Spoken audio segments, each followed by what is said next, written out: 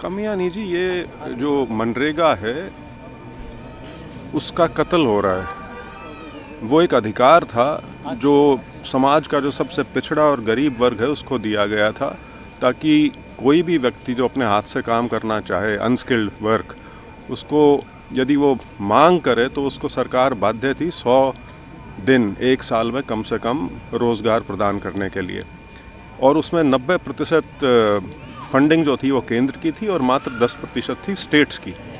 अब जो मनरेगा के साथ किया गया है वो मनरेगा की रूह उससे निकाल ली, उसकी आत्मा उससे निकाल ली, अधिकार ख़त्म कर दिया। अब केंद्र निर्धारित करेगा कि किस प्रदेश में कितने लोगों को ये रोज़गार दिया जाएगा और उसके अनुसार फिर वही पैसे का आवंटन करेंगे। तो अधिकार का जो एक उसमें भाव था वो अब ख़त्म हो गया। और दूसरा ये कि फंडिंग है जो अब है वो 90-10 कर दी गई, 60-40 कर दी गई है। 40% प्रदेश सरकारें देंगी। आज के दिन कोई प्रदेश सरकार इस हालत में नहीं है कि वो 40% पैसा इसके लिए नई स्कीम, क्या बोलते हैं इसको, VBAG राम जी में डाल सके। तो इसको अपनी एक स्कीम को बंद करने की बजाय एक अपनी ये मौत खुद मर जाए उस तरह का इंतज़ाम इन्होंने कर दिया है।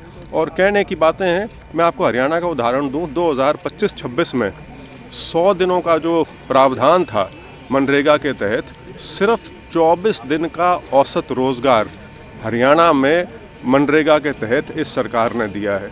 तो आप अंदाज़ा लगा सकते हैं कि मंशा तो पहले से ही है इस स्कीम को वाइंड अप करने की, और अब ये नया संशोधन लेके जो आए हैं या नया कानून लेके जो आए हैं उससे ये सुनिश्चित हो जाएगा कि अपने आप बंद हो जाए।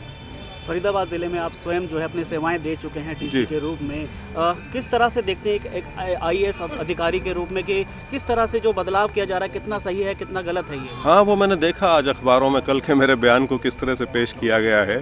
तो उसमें 2-4 बिंदु यही बता दूं कि जो फरीदाबाद का पुनर्जन्म जो जिस हिसाब से हुआ वो तो हुआ जो आपका दिल्ली मथुरा का जो पूरा कॉरिडोर जो बना है, जिसका पहला चरण दिल्ली बदरपुर का 4.5 किलोमीटर वाला वो 2010 में बन के तैयार हो गया था, और उसके बाद के चरण भी सारे के सारे अंडर कंस्ट्रक्शन थे। हाँ, इसी तरह से मेट्रो जो आपको पता ही है 2012 में बननी शुरू हुई थी, और हाँ उसके बाद मोदी जी ने आके उसका उद्घाटन कर दिया 2015 में।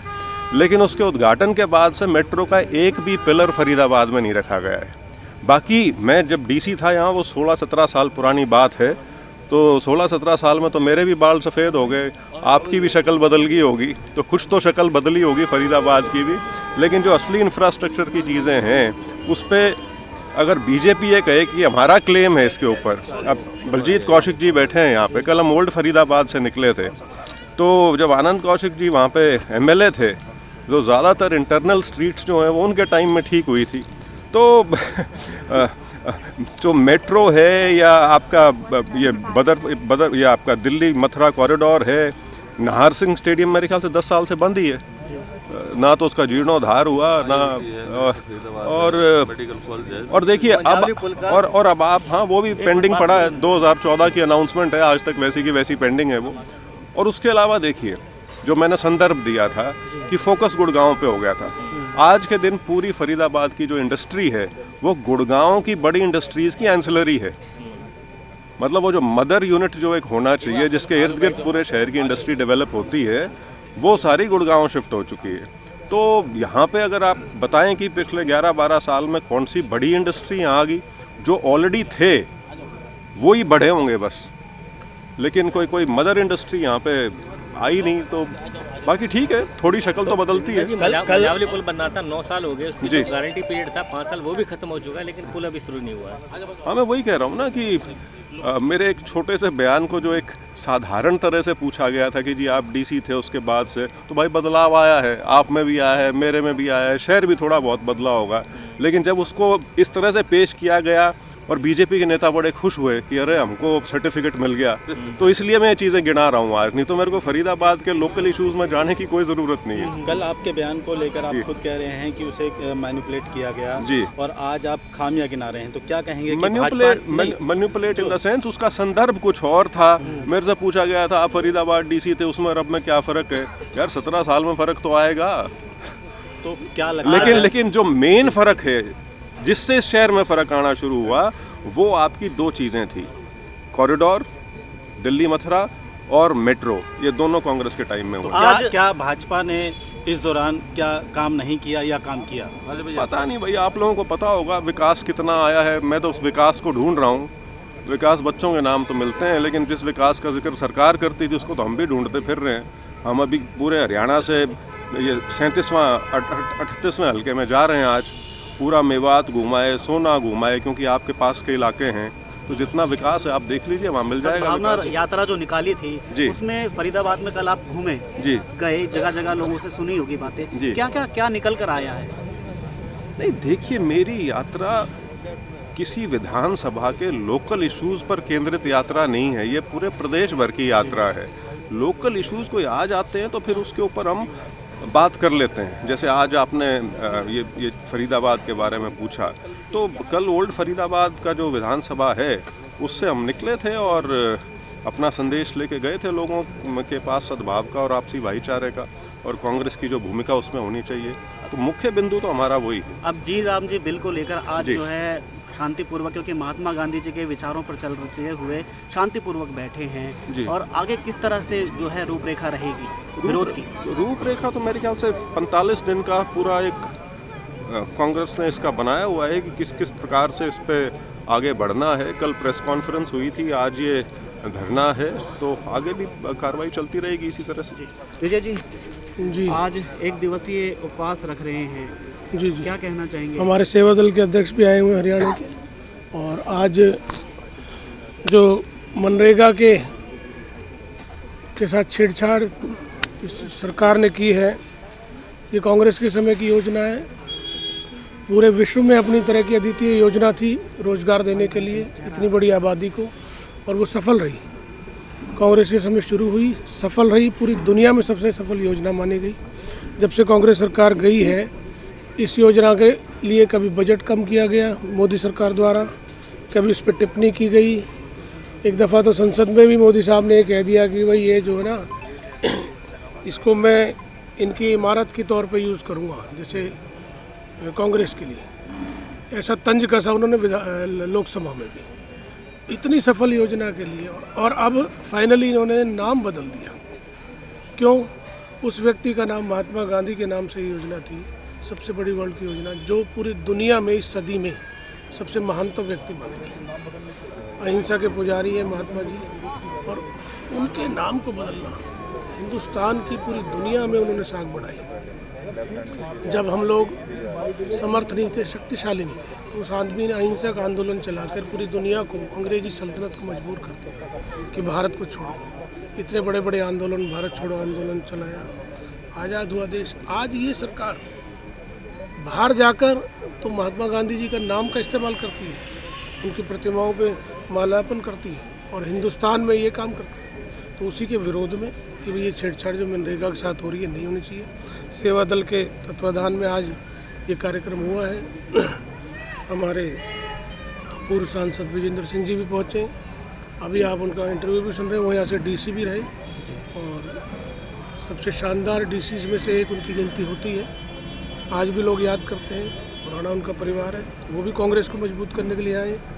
हमारे ज़िले में हमारे नेता चौधरी रघुवीर तेवतिया जी, जिनके संरक्षण में हम सारे कार्यक्रम जिले में करते हैं, हमारे जिलाध्यक्ष बलजीत कौशिक भी, तमाम नेता हैं। तो हमारे एक सांकेतिक धरना है ये आज सरकार को कि भाई अपनी नीतियाँ बदलें और इस तरह के कार्य ना करें। उसके बाद फिर जैसे बड़ी प्रोग्राम पार्टी के नीतियों के तहत तय हों, जिले में तो हम तेवतिया साहब और अपने अध्यक्ष जी बलजीत जी के नेतृत्व में उसे करेंगे। विजय जी, आपने कहा कि सरकार सिर्फ नाम बदलने की बात कर रही है, तो क्या लगता है कि सरकार को सिर्फ नाम से मतलब है, काम में कोई बदलाव नहीं हो रहा है? और नाम भी महात्मा गांधी जी का है। काम तो खराब हो रहा है, काम खराब हो रहा है।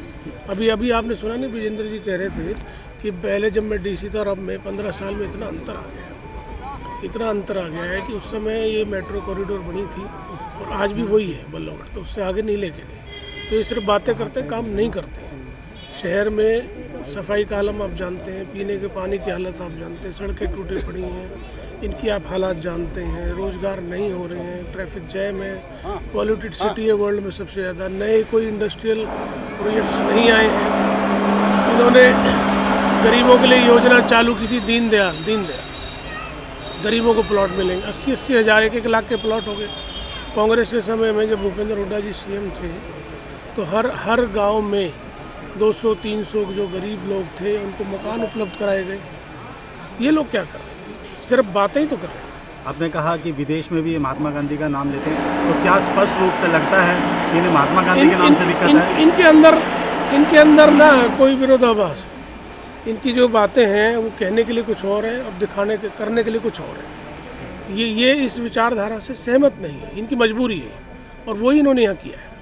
तो ये बड़ी शेमफुल बात है जो इन्होंने किया है और उसी के विरोध में हम यहाँ हैं। और मनरेगा में वैसे भी जो लाभ होना चाहिए सब लोगों को वो नहीं पहुँच पा रहा है, क्योंकि ये उसका क्रियान्वयन ठीक तरीके से नहीं कर रहे हैं, वो लाभ नहीं पहुँच पा रहा। देखिए, सबसे बड़ी बात तो ये है कि ये झूठ और लूट की सरकार है। जो वोट चोरी करके सरकार बनी है उसे यहाँ के मजदूर वर्ग को और मजबूर करने का ये पूरा प्लान बनाया गया है। और सबसे बड़ी बात है कि यहाँ पर मजदूरों के लिए कोई सुविधा नहीं है। जो कानून कांग्रेस पार्टी ने, श्रीमती सोनिया गांधी ने देश के मजदूरों के लिए लागू करवाया था, उसे किस तरीके से मजदूरों पर, उनके सपनों पर, उनकी आशाओं पर कुठाराघात करते हुए मोदी सरकार सिर्फ नाम बदलने के लिए उस कानून को ही खत्म कर रही है।